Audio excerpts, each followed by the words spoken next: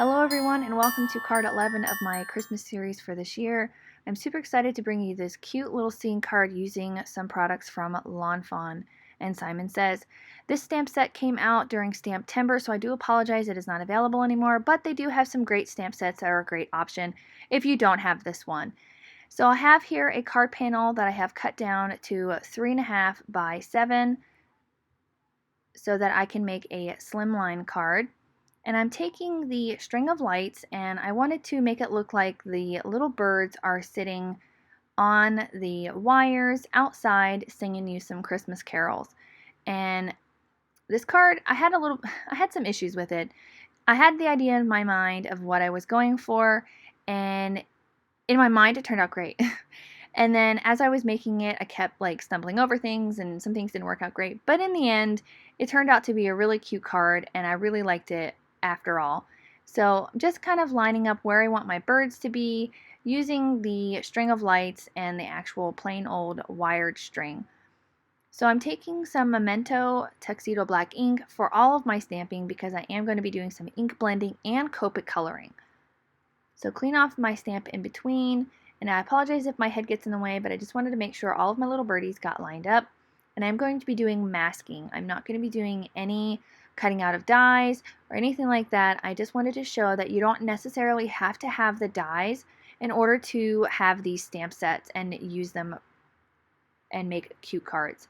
So I just have some Inkadinkado and masking tape here, and I did a whole bunch of pre-stamping and and cutting of my masks here. And what you want to do is you want to stamp down the images that are going to be in the foreground first, then put your masks down, and then stamp your rest of your items so they are layered up properly. And I really love all of these little birds. I wanted to use all 6 of them because I have 6 members in my family, and I thought that these would be cute little birds as my family. Going through and adding my masks as I go, because I am going to be adding a lot of ink blending over top of these. And I had to cut out all of the little light bulbs as well, make masks for those. So that was the most time-consuming part of this project, was actually just the cutting of the masks. The coloring didn't take very long, and neither did the ink blending. So all in all, this card wasn't really that too difficult or too time-consuming. Just lining up my string of lights here, stamping it out with my Memento ink.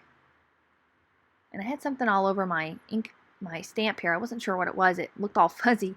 So I was just trying to get that cleaned off, so that I had a nice clean stamp.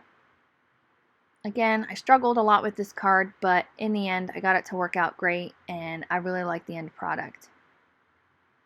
And again, I apologize if my head gets in the way.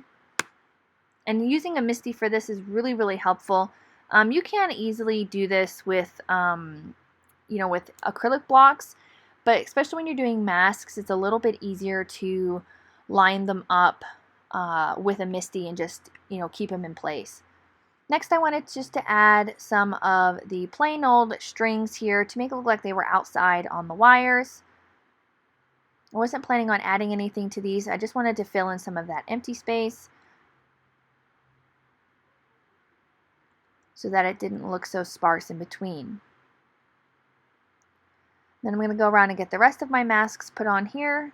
That way we can get into the ink blending. So I've got all my masks on here. I've got them pressed down really, really well. And I'm going to get into the ink blending. I'm going to use my favorite combination of colors for, Christmas scenes. I'm using black soot, chipped sapphire, and tumbled glass. And I'm using oxidized distress inks. I've really gotten the hang of using these, and I was really pleased with the way that this turned out. And I'm using some of my new ink blending brushes that I had showed in my recent haul video. And I'm starting out light at the bottom here, and I'm working my way up to the top. Now this is whenever it started to when I started to have some issues. I made it a bit too dark. I'm so used to doing actual night scenes that I didn't really think about the images themselves. And so when I started adding the other ink blending, it started to cover up all of my stamping that I had done. And so I was getting a little panicked, and I thought, I could probably figure it out. I could probably make it work. So I just went ahead and continued on with the ink blending. I tried not to make it super dark, but you know, hindsight's 2020, but I ended up getting it to work. So I kept using this same ink blending tool here for my blues, just cleaned it off in between, and they worked out great. Didn't have any issues with any transfer, just making sure that it stayed nice and clean in between each of my transition of colors. So again, I started with the lighter blue at the bottom, went to the chipped sapphire in the middle, and then ended with the black soot. And when I started putting the black soot in is when I started realizing, oh, this is probably going to cover up all of my stamp work. But I thought, well, maybe whenever I take them off, then maybe they'll, you know, it'll work out. It'll look okay. So instead of trying to scrap it after doing all of that work with all of that stamping and all of that masking, I just decided just to keep going. I would make it work out. I would figure out a way to fix it, and I really did end up finding a way to fix it, and it turned out really cute. So just keep blending all of that together. Clean off my blending brush in between. Add some more of that blue. And then I ended up transferring some from my mat here, and I started panicking. I was like, oh no, it's going to be ruined. But I fixed it. It turned out okay. I got the black ink blended in, and it didn't look bad at all. I ended up covering this area with a sentiment anyway, so, and then one of my little light bulbs decided they wanted to come off, so I had to fix that area too. Again, this was not my day. I was kind of having a rough day with this one, but I got it to work out. Next, I'm going to take some shimmer spray, and I'm going to spritz all over this to give it some lots of shimmer, because you guys know that I absolutely love shimmer spray, and I love adding shiny to anything. And then I'm going to take my white gouache here, and I'm going to add some snow in the background. I'm going to add some dimensional snowflakes too, but I wanted to add just some actual snowflakes in the background. I mean, they could be snowflakes, they could be stars, they could be whatever you want them to be. But this is a winter scene, and they're wearing earmuffs and toques and hats, so I decided I'm just going to use snow, make it snow. And I wanted it to be dark, like heavier snow towards the top and kind of fade out as it got towards the bottom. And I really like the way that this turned out. And I let it sit to dry until it was completely dried, and then so I could start coloring. But first I wanted to take off all of the masks first. And this is when I started noticing, like, oh no, you can't see their little feet. You can't see the wire. So as I was taking these masks off, I was thinking of how I would fix it. And the solution I came up with, I think, turned out really good. I was pleased with it. And it looked cute, all in all. So again, I was panicking a little bit. Good thing there's voiceovers, because I wasn't saying some very kind things. But I figured it out, and I was really pleased with the way the masking turned out. They all turned out really good. So I have this Pilot envelope addressing pen, and this pen is nice and opaque, and it's waterproof. It's alcohol marker friendly. It's, you know, friendly everything. And I will try my best to link it down below. I've been having a hard time finding it, but once I do find it, I will make sure it's linked in the description. So if you wanted to pick this pen up, you can. So what I did was I went over the wires, I went over the light bulbs, and you can see that they really do pop now. They show up just fine, and this was a really great solution for my problem. So I went right over top of where that was, those wires were. This one I got a little off track, and so I just thought, I'll just add an extra wire in here, and it works out just fine. Nothing's perfect, nobody's perfect, everybody makes mistakes. But again, in the end, I like the way this card turned out, and whoever receives it will love it too. And you can still see it just fine up here in the top. Now I'm going to get into the coloring of my critters. I'm going to put on some music, and when we're all done, we'll come back and finish up together.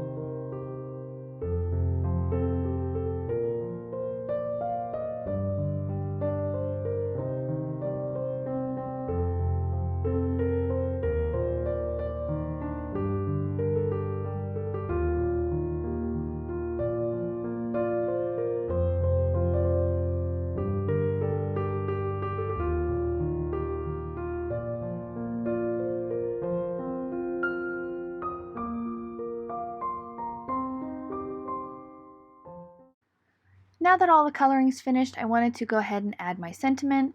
So I just took some embossing powder and tested the bottom of my panel just to make sure everything was nice and dry. After all of that coloring, it really had a good opportunity to dry fully. And I'm just taking some of the sentiments from this set that says Merry Christmas from our home to yours, and I wanted to stamp it in with white embossing powder so it really popped, using my anti-static, some Versamark, and I'm going to be using some Brutus Monroe Alabaster White embossing powder. Get that stamped down on the bottom. And then I'm also going to go through and add some other little elements with embossing to my panel here.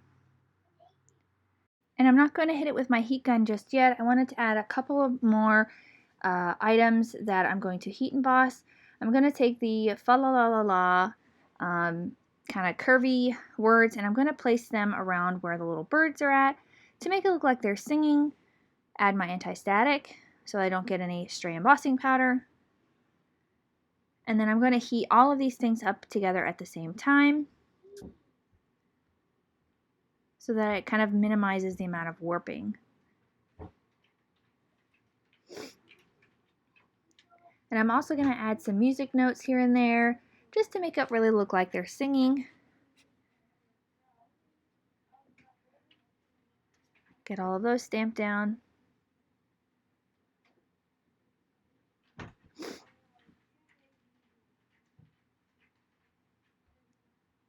I'm really excited the weather started to get cold. We had a couple of flurries here and there. Nothing too crazy. We're expected to have some snow here on Tuesday. Hopefully it'll be enough to lay, kind of really make it start to look like the holidays. Really excited for some snow. Nothing, again, too crazy that it, causes issues and is dangerous, but enough to just make it look pretty. Now I'm going to take my heat tool and heat up that embossing powder. The white really pops against all of this dark, and I really think that's kind of what saved this card for me, was adding the embossing and then adding the snowflakes. I think it really made the card pop. Just going to go through and add a few more music notes here and there just to kind of fill in some more of those empty spaces and really round out the card. I started to really like it at this point. Again, I was worried as I was going through that I wasn't going to like it, that it wasn't going to turn out good, but I really think, again, that these music notes and all of the white embossing helped this card out a lot. Take my heat gun to it, get those all melted. I think I just wanted to add maybe 3 more here at the bottom to kind of help fill in the rest of the card. I hope you guys are enjoying the series. I've got a few more cards to show you. Slimline cards have kind of been the favorite this year. I think I've only got maybe 2 more Slimline cards that I'm going to share. They've just been so trendy and popular that I felt like, and I feel like I can get more of a scene created using a Slimline than I can with a regular 5x7. Get all of my items put away here, clean up my panel. And then I've got some red cardstock here. It is cut to fit this Slimline card. So when I fold it in half, it'll be 3.5 by 8.5. And this front panel will cover the entire card. And I wanted to use red just to kind of be, something a little different. And I took a panel here of white cardstock and I trimmed it down so it'll fit inside of my card. And I wanted to stamp a sentiment on the inside as well as the little birdhouse, but I didn't want to leave it just plain white. So I decided I wanted to color that in with some Copic markers as well, just to kind of add some more color to the inside of this card. So I masked off the red areas and then I stamped the areas I wanted in black. And then I went through with my Copic markers and I was going to get that colored. I'm going to first put my panel inside of the card first. I probably should have colored it first just in case I had messed up, but I didn't. So that was, saving grace. And I really liked adding this birdhouse. I really think it's super cute. And you could use this birdhouse, and these birds for cards other than holiday easily. You could use this in the spring. You could swap out their, their little outfits. You could even stamp without the hats and things. It could easily be done. So super cute. And I love using turquoise in Christmas cards. I really think it is a really nice color to add. And this didn't take me too long to color either. Just some simple coloring, a little bit of shading here and there. And I didn't want to go too crazy, but I just wanted to make sure that the front of the card and the inside of the card matched nicely. And then I wanted to add just a couple of red hearts on the outside, and that finishes up the inside of this card. And then I can attach the panel to the front of the card using some Tombow glue. And then I'm going to go in with some finishing details. I'm going to press down that seam a little bit better so it lays nice and flat. I'm going to take my white gel pen and just add some white highlight detail here and there on the little birds. And I was going to put them on the light bulbs, but I decided not to, just because, well, I think I did put them on there. I did. And then I added some aqua shimmer pen to the light bulbs to make them look like they're shining bright. Then I went through with my white gel pen, added the highlight, and the highlight was kind of, you know, it showed up but it didn't, because once I put the glossy accents on it, you can't really see them, but it was a nice touch. Added some black gel pen to the little eyes. And then I'm using these snowflakes I got from Tailored Expressions. They're nice flat snowflakes, so they're not too bulky, but I like that there are lots of different sizes in this set. And I got this in, I think it was my most recent haul video I shared with you. I'll link it up above. And I just think these snowflakes are super cute. They really go with this card. Get those placed down. I liked using the different varieties of sizes. Instead of just using all small ones, I used the big ones. And this really made me love this card even more. A couple more snowflakes, and we're good to go there. The last thing I wanted to do was go through and add some glossy accents to their little beaks, to the light bulbs, and that will finish up this card. Again, I hope you're really enjoying the series, and if you do, don't forget to hit the like button as well as the subscribe so you don't miss out on any videos here. And if you also hit the little notification bell, so you'll be notified anytime that I upload a video. And I hope you all have a wonderful day, a wonderful week, and I can't wait to see you guys again real soon in the next couple of videos. Have a great day. I'll see you soon. Bye.